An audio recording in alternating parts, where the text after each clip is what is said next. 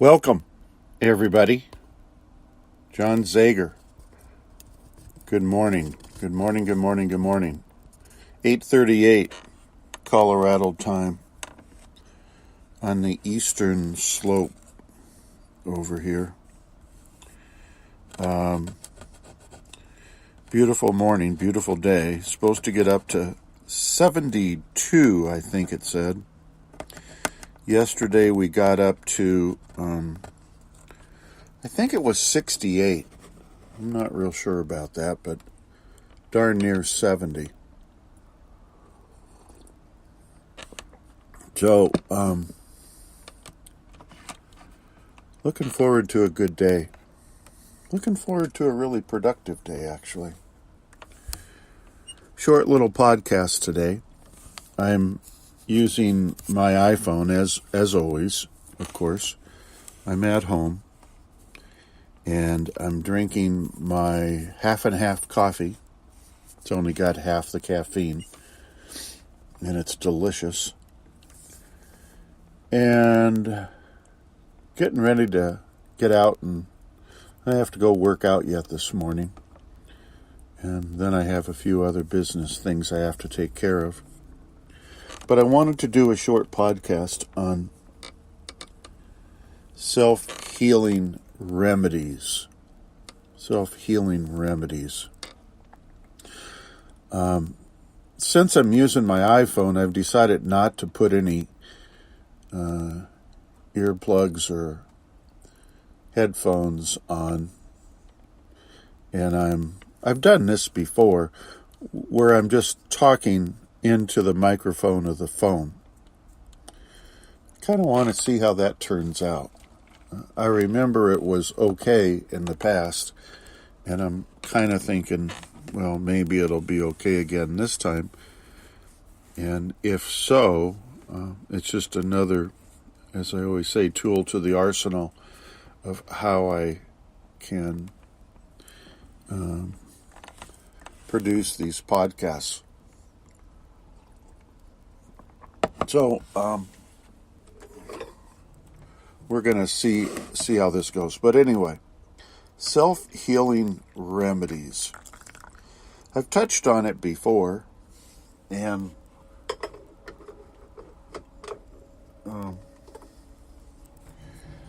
it was kind of a good topic, and I wanted to go back and readdress it. We always use the model of Dr. Joe's, which seems to work pretty well. He seems to get pretty good results to that. And then the second one we've talked about, of course, is the law of attraction. And again, this is my interpretation or my view of these. So, don't call me up and holler at me if you disagree. It's just my view. I see all of them really similar. And the law of attraction certainly is similar to Dr. Joe's in my estimation. It basically says ask, believe, and receive, right? And nothing wrong with that. Seems like a lot of people have had plenty of success approaching healing from that perspective. Dr. Joe, on the other hand, has a bit more elaborate, detailed neuroscientific approach to upregulating and downregulating genes, both diseased and healthy, through meditation and kind of like getting to the unified field so that you can have access to that. The third one, of course, is religion. And hands down, it's been around the longest and has been extremely successful since the beginning of time. and where a person's belief system is so pure, that's the word that needs to be used with this, that it's so pure, healings can occur. It actually says and talks about in the Bible a little different aspect of it, but it talks about if a man's faith is as big as a mustard seed, you can move mountains. You got to have a lot of belief. And I like that one. I mean, there's times in my life where my faith is probably the size of a mustard seed. And I've had things happen, not exactly moving mountains, but I've believed enough that things have changed. We talked about the other day another approach which is now surfacing, seems to be surfacing anyway on the internet. I didn't know anything about it, but listen to me on this one because it correlates to everything else. But I think his name is Dr. Jerry Timnath. Timoth, I'm not sure. Down in Dallas, Texas. His theory is just basically that disease occurs when your electricity, we run on 25 millihertz, when it drops down, then disease has the opportunity to surface at that point. And in order to self-heal, I'm not quite sure if it's called self-healing, but at that point he's able to increase the voltage. I'm not an electrician either, but if he can put back in 50 millihertz, twice the amount required, it will eliminate the disease. I think that's pretty interesting. So he actually has video of people coming up on stage with various, not, terminal kind of things, but aches and pains and whatnot, sicknesses of this, that, and the other kind. And he's able to eliminate those for people. Here's the thing that's common between him and all of the others, actually, and that has to do with frequency. Excuse me. The others talk about, and again, you'd have to go back into their readings. I don't recall exactly, other than I've heard it at the other locations, that when your frequency goes down, then disease comes up. As with this doctor down in Texas, he's saying the same thing. Obviously, when your electrical circuit, we'll call it, depletes, goes down, that's the time that disease happens. And what he's talking about is frequency or energy as well. So there's a lot of different avenues available. And these are just a few. I mean, there are others that are not common practices. For instance, what do they call those? Spontaneous remissions. People that, and I'll just use one example, people that have had terminal illness, 4-stage cancer, given the voodoo curse, go home and get your affairs in order. And there's nothing more we can do for you.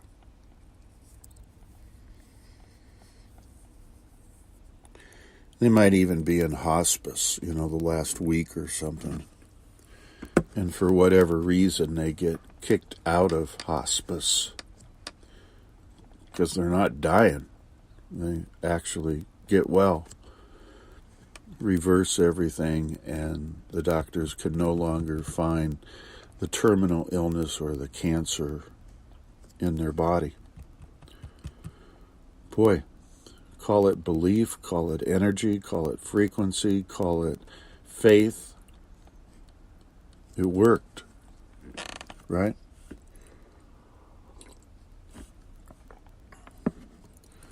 Those are things that have happened for eons, beyond medical belief.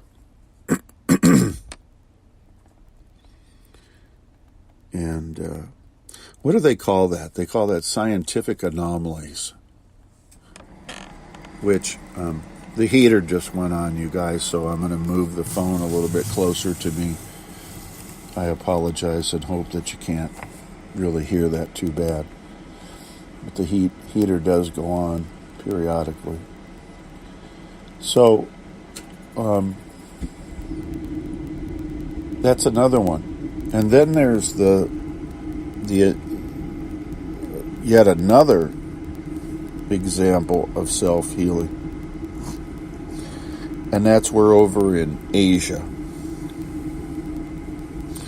They have hospitals over there that don't do surgery or invasive procedures, and they don't use medication because of all the toxicity in the medications. There's another whole topic right there. I mean, if you think about it,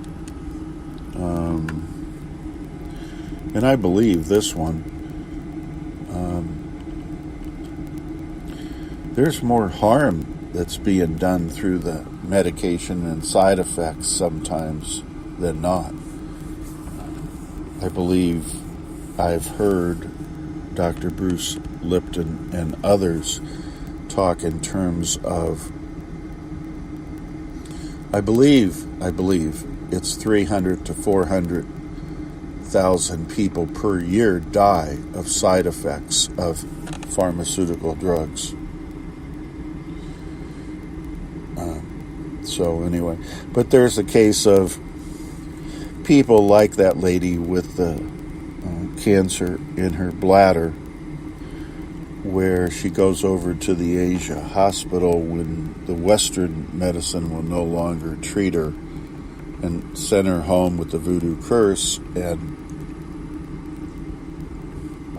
she lays on the table with 3 practitioners, doctors over there, surrounding the gurney, and a nurse,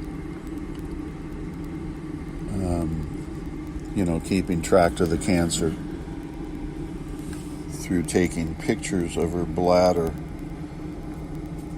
in real time. What do they call that picture?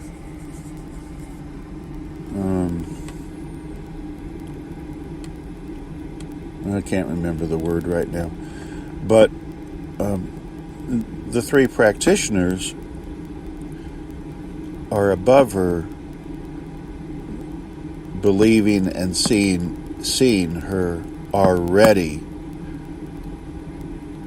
cured, well, without cancer.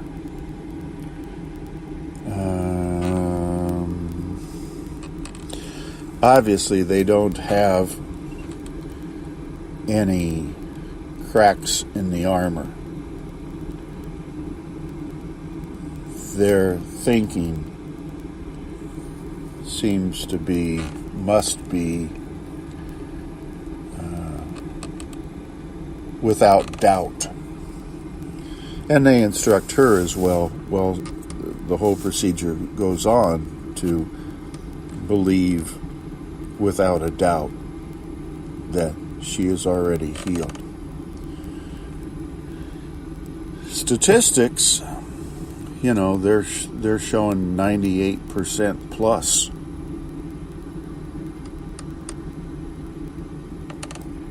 I find it remarkable that over there they can do that, and it's a common practice.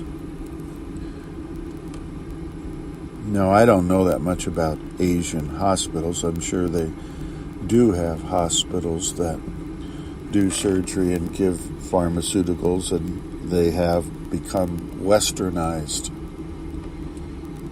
which is terrible, right? If you have a 98% success rate without doing those other things, why would you try something different? Try to reinvent the wheel. Why would you do that? It appears... Who else? Another side note. I think it was Dr. Joe in one of his lectures. I don't remember which one.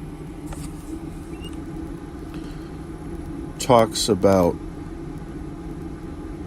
the power of the placebo. And if we can believe to such an extent, knowing that we're taking a sugar pill, right?